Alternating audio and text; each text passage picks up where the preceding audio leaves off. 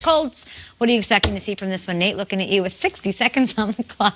You know what? The most interesting quarterback in the league is Jameis Winston to me, because he started off the season, of course, like Jameis usually does, where he shows you flashes of greatness, and then he just shows you poor decision-making. But as of recently, it seems like Jameis Winston could possibly keep this job. I know Bruce Arians came out and said, no, I'm not sure. I'm going to make that decision a little bit later. But I'm watching Jameis the end of this season to see if he can really recapture that magic. Because remember, Jameis was the man at one point. Was he, though? Like, I feel like this is Jameis's best few games the last 2 weeks. And last week, not throwing an interception was almost the best statistic he had.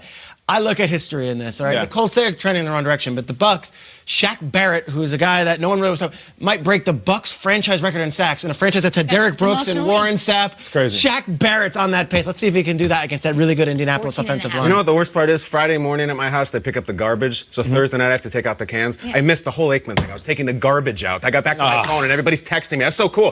Sorry, Troy. I believe in Frank Reich. I've said on this show, never give up on Frank Reich, and it's really hard right now, but I think the Colts come correct this weekend. We were looking at history. The last Bucs win over the Colts was back in 2011. Who were the quarterbacks? Colts 2011. The last time Bucs win over Indy. Josh Freeman. Josh McCown? No, Josh Freeman. Josh Peyton Manning. Curtis Painter. Curtis Painter is the Manning. Purdue legend. Yeah, Let's go to Oakland, shall we, Kyle? The Raiders are hosting the Titans. What do you expect to see in this one? Very, very dangerous game for the Titans. There's only 2 games left ever in Oakland. This is the only one with any stakes. That place will be very, very, very loud. Don't tighten this thing up, guys.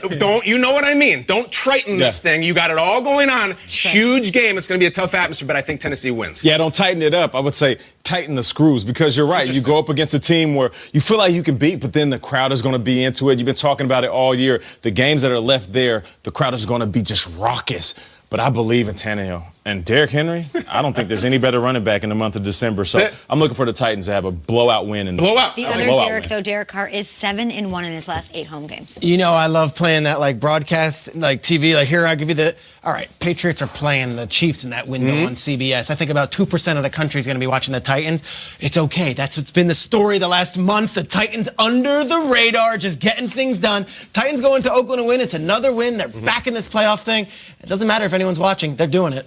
Let's head to Houston, gentlemen. Texans hosting the Broncos. How do we see this one playing out? Shout out quickly to Carlos Hyde. Lamar Miller goes down, and Carlos Hyde is on his way to a 1,000-yard season. Talk about it. Hey, listen, the Texans, they're at home. I was sitting next to Boomer Esiason, and he said, the good teams are supposed to beat the bad teams, especially when they're at home. The Texans should win this convincingly. If they want to be a team that we take serious in December and they take themselves serious, go ahead and win this game in convincing style.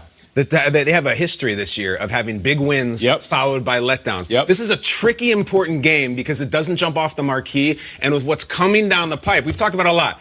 Titans twice in 3 weeks to end the season. You'll be kicking yourself if you're like, we blew it against the Broncos at home. Gotta have this one. You just beat the New England Patriots, right?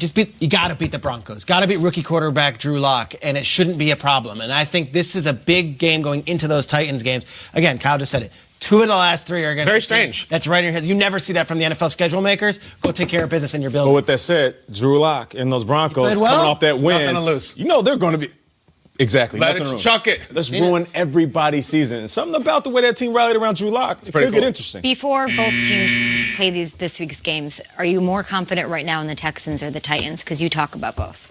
That's tough to decide, Kay. Yeah. Titans are hot, and the Texans just came off a win on the Patriots. Who looks stronger to you? Because they have to play each other twice. It's going to be very meaningful, and who takes the division? I got to take some time to break down that matchup. Texans got a lot to prove before I believe in them in a vacuum. I'll take the Titans.